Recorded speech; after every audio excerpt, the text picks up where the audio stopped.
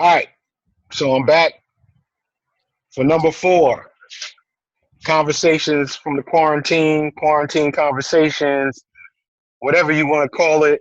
This is what it is. And I'm here with my good friend, my brethren, Natural Langdon, a Peace, peace. film producer, a world traveler, a beautiful filmmaker. I mean, this cat put together a film called NIKITA, which I swear to you, if you're watching this, you definitely need to do your research and check out Natural Langdon. Natural, what's good, bro? Peace, King. Peace, King. What's going on, brother? Hey, man, I feel like CNN right now. I mean, we're doing it out here, having conversations with people during this shut-in time period in our history. Right. And really, I'm just trying to get an idea of how each one of my friends, who happen to be great creatives and filmmakers, are handling this time period where they're actually locked into a space, either with a small group of family members or just by themselves. So, what's good? Where are you at right now? Oh man, I'm out here in the crib, man, just relaxing in my house and just taking this time to not only reflect, not only build up what I've been working on, for a while, but also just using this time to, build up and work on self, Mhm. Yeah, work on a self, like um starting to fill out paperwork that I haven't had time to do. Just handling business that I put off for a while, just in the name of not having time. And now I had to get past having time and figuring out how to utilize it to the best of my ability to now be able to come out on the other side of this better. I feel that. I feel that. And a couple of weeks ago, it's about a week and some change ago that you and I had a conversation about using this time period as a catapult, Yes. as a bridge to something different and Yes. better than Yes. what was previously in existence. Can you Totally. talk to me a little bit about the personal process for you? Like you just said, you're filling out paperwork and stuff, but you're a highly creative individual. And in Right. fact, in the last several months, you have traveled to different countries all over the world and done a bunch of things.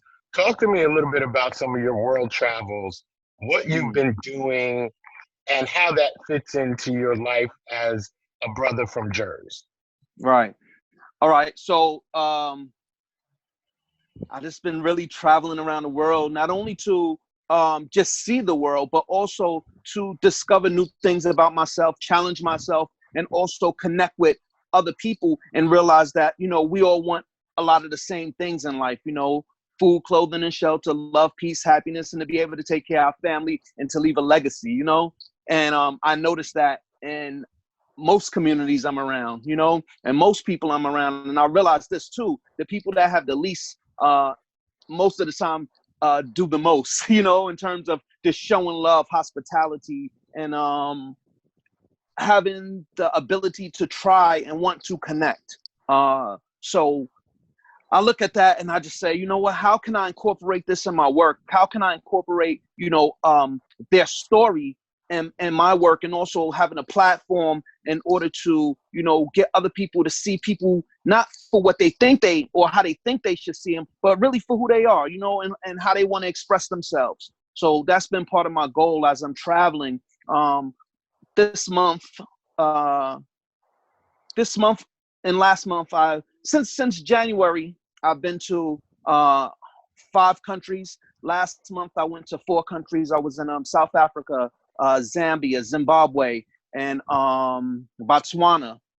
So just having that experience alone, just being on the ground with the people and um, just seeing extraordinary things like, wildlife, being with lions and, elephants and, just connecting with people in Soweto and, just connecting with people on the ground and inspiring each other, because being from America, people think you might have money or certain things, but once we get to talking and we realizing like, yo, you know what, we're gonna make the best out of our situation, you know, meaning money, time, energy, how you show up in the world, how you present yourself to the world, and also what are you willing to give in order to get what you want. Most people, I'll say a lot of people, just worry about what they want, right? But if you're not willing to give anything, then what you want probably won't happen.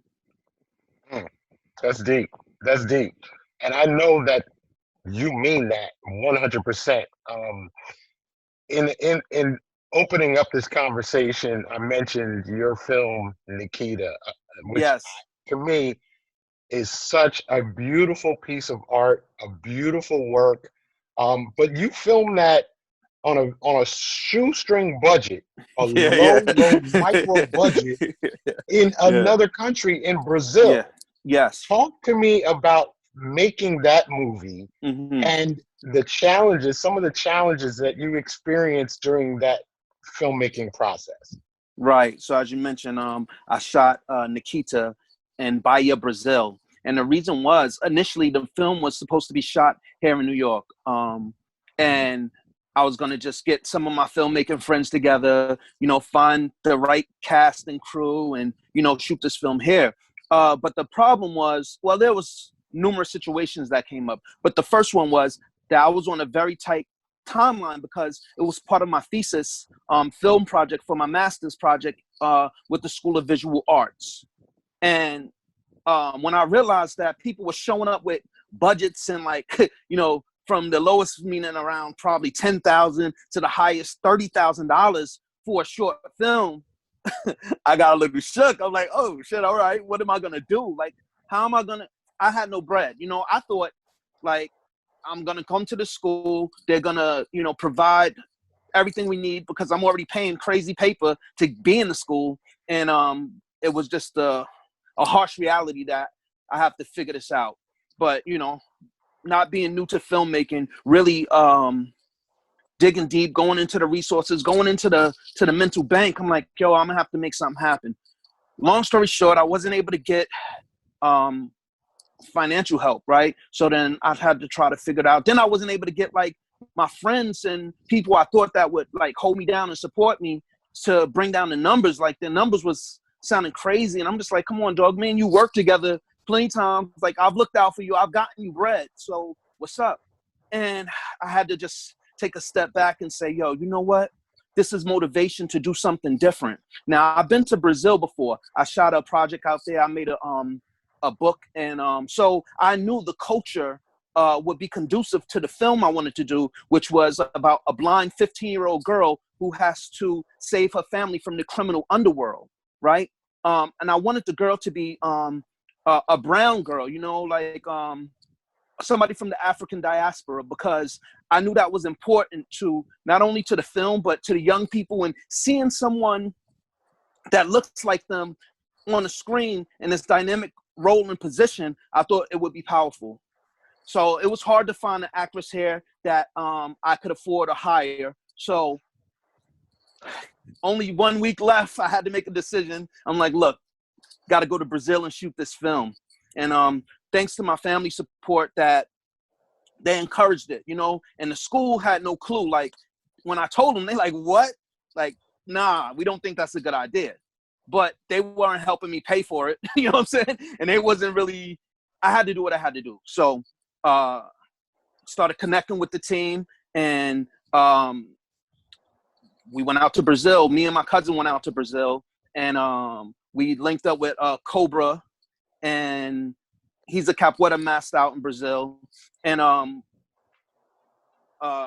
we put this film together, you know, and it cost, you know, the plane tickets, and, you know, I had to pay the people on the ground, but trust me, it was nowhere near what I would have paid in America, you know. And it just took some courage, you know, it took some cojones, you know what I mean? Right. But we made it happen. And I found, you know, this is the thing. When things are going really bad for you, it's probably a sign that that's not what you're supposed to be doing right now. Push a little further, open up your mind a little more, and that great thing is waiting right there. It's waiting just outside of no. It's waiting just outside of your comfort zone. It's waiting just outside of your limited thinking. you know? And I had to get past my own limited thinking. I had to get past the fear. And the fear was only like, damn, I'm not going to be able to make this project. I'm not going to be able to graduate. You know, all of these negativity was going on in my mind. But the way I had to combat that was knowing, like, okay, I am not new to this. Like, let's make this happen. Where do you got to go? So I was thinking about going to Nigeria. I was thinking about going to different places that I've been where I had people on the ground. And Brazil showed up because I knew, because of the capoeira culture, because of the Afro-Brazilian culture, because of the connectivity to the spirit there, that everything would connect. And it did. And I'm grateful for that. And we It came up with a certainly wonderful did. piece. Yeah. It definitely did. That film is dynamite, brother. And Thank you, King. the first time I saw it in Houston, was really the first time that we had met. And Yes, on the plane. that's a whole crazy story that we Yes, can't yes. even get into. We Yeah, don't yeah, have the yeah, time yeah. right here. But Yes. to make a long story short, the first time I Yeah. met this cat was on a plane on our way to a symposium, a film workshop, and I happened to be sitting next to him on the plane. It was the craziest thing, and we've just That's been crazy. since then. But Yes. I can speak to the testament that what you just said about how you got this film off the ground and your philosophy about the make it happen culture is really one of your core principles. And that's one of the reasons why I wanted to bring you on to this and converse, because I believe that you have such a positive impact on your community and the world around you. And whether you choose to accept it or realize it or not, because sometimes it's hard for us to wield our own power for our own benefit. You know what I Yeah. mean? Yeah, I totally know, bro. But I believe that you have such a great impact on the people in the community around you. So I'm going to ask you this one last question. Yeah. What is your advice for people who might feel stuck at this time during the quarantine? We have family members, co-workers, colleagues who might not have the same type of positivity DNA that you possess. What's your words of encouragement to them during this time of separation and isolation? Yeah, this is the best time to get to love yourself, you know? Best time to get to know yourself a little better. Best time to think of a way that you can show up in the world with all your gifts, right? In the bag like Santa Claus and get ready to pass them all out. You know what I mean? Like show up in this world, you know, just as the new and improved, better self. And that's difficult to get to when you have all of this noise, right? And the noise right now, even though you're in self-isolation and quarantine, you know, the noise is coming from the TV. The noise might be coming from your spouse. The noise might be coming from your family. So you have to find a way to separate yourself mentally, spiritually, emotionally, right, from what's going on the outside and focus on what's going on the inside. Listen to your small, still voice, which is the God in you, and let that dictate and show you where you need to show up in the world next. So my message is, take some time to love yourself, love the people around you, but also take that time to meditate, pray, and get closer to who you want to be in life. Ladies and gentlemen, Natural Langdon. You Mm-hmm. can follow this brother on Instagram at what's your address on Instagram, bro? Natural Langdon, at Natural Langdon. Period. Natural, like natural, nature. Yeah. Understand this brother is connected to the spirit of creation, and if we can all just tap into that power in our own selves and in our own minds and hearts right now, I think this world would be a better place. I think this quarantine is a part of the universe saying, slow down, mankind, slow down.